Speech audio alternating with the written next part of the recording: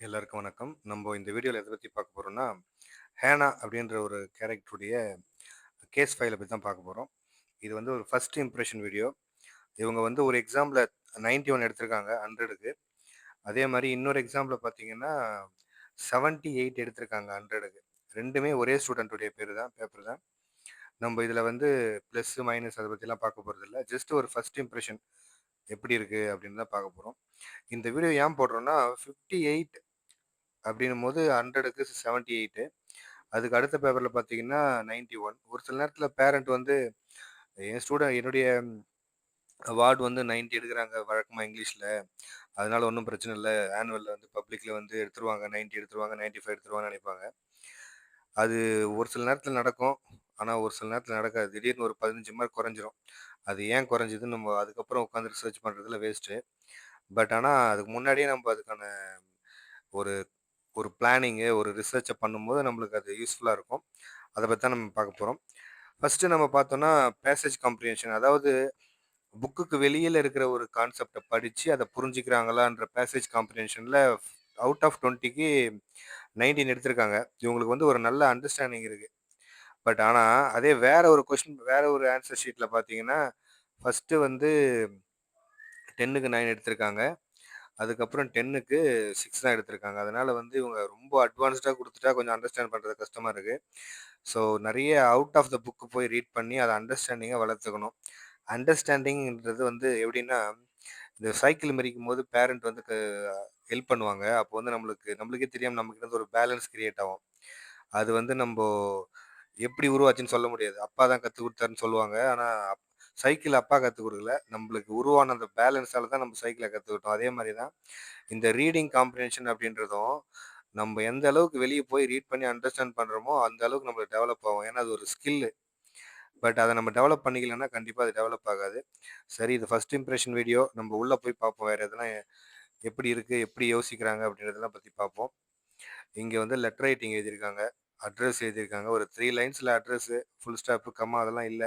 Number பரவால்ல. At least ஒரு line விட்டு டேட்டு, அதுக்கப்புறம் மறுபடியும் அட்ரஸ் எழுதியிருக்காங்க. அது அட்ரஸ் யாருக்கு எழுதுறாங்கன்றத போட்டிருக்கணும். எடிட்டரா, பிரின்சிபலா அப்படின்றது. அங்கேயும் இல்ல. சப்ஜெக்ட் கொஞ்சம் ஷார்ட்டா இருக்கணும். இந்த சப்ஜெக்ட்ட படிச்சு பார்ப்போம். என்னதான் எழுதியிருக்காங்கன்னு. Requesting about lack of play grounds in your city. How it affects children. Okay. அதுக்கு ஏத்த மாதிரி ரிலவென்ட்டான ஆன்சர் எழுதியிருக்காங்களா அப்படின்றத நம்ம கொஞ்சம் டீட்டெயிலா படிச்சு பார்த்து தெரிஞ்சுக்குவோம். Sir, I am Meera Patel. In our city, there are many playgrounds and that affect so many children. In evening, all the children would go to playground and play well. While returning, they are covered with full of dust, mud, etc. And they will not. Uh, ஆக்சுவலா question என்னன்னா, lack of play ground in your city. ஆனா ஆன்சரை பார்த்தீங்கன்னா என்ன எழுதியிருக்காங்கன்னா, there are many play grounds that affect so many children. அப்படியே ஆப்போசிட்டா எழுதியிருக்காங்க.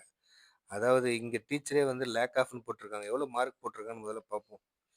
3 1/2 போட்டிருக்காங்க. ஆனா 5 இல்ல 6ஆன்னு தெரியல. கண்டிப்பா மார்க் குறைச்சிருக்காங்க. ஃபார்மேட்டுக்கு மார்க் குடுத்துட்டு, இத அவங்க கிளியரா புரிஞ்சிருக்காங்க டீச்சரு. ஃபுல் ஆஃப் டஸ்ட், மட் அதாவது கிரவுண்டே கிடையாது. எல்லாத்தையும் போட்டு வித்துட்டாய்ங்க. ஃப்ளாட் போட்டு. இப்ப வந்து பசங்களுக்கு கிரவுண்ட் இல்லாதனால, இது யாருக்கு எழுதுறாங்க? எடிட்டருக்கு எழுதுறாங்கன்னு நெனைக்கிறேன்.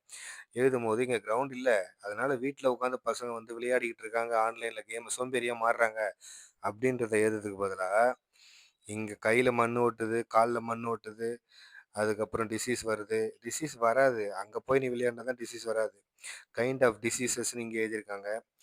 When they play in the play ground okay. Should stop this and protect children.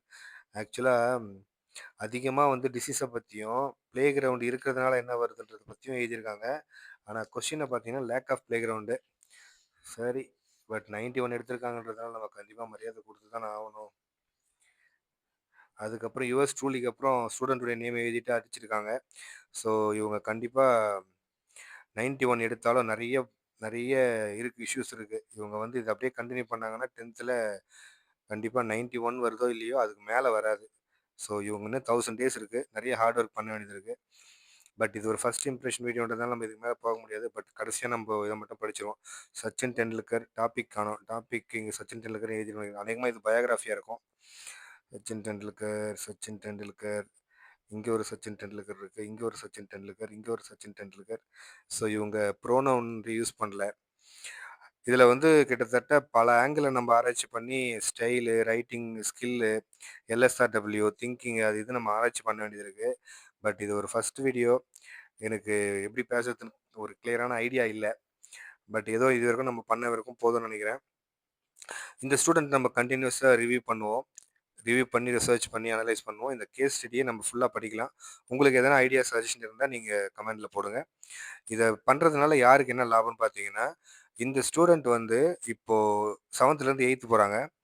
Eighth, ninth, 10த் மொத்தம் 30 எக்ஸாம் எழுத போறாங்க. 30 எக்ஸாமுக்கும் அவங்க ஒரு கைட்லைனையும், ஹெல்ப்பையும் கேட்டிருக்காங்க. அதனால தான் இந்த வீடியோ நான் போட்டிருக்கேன். Thank you.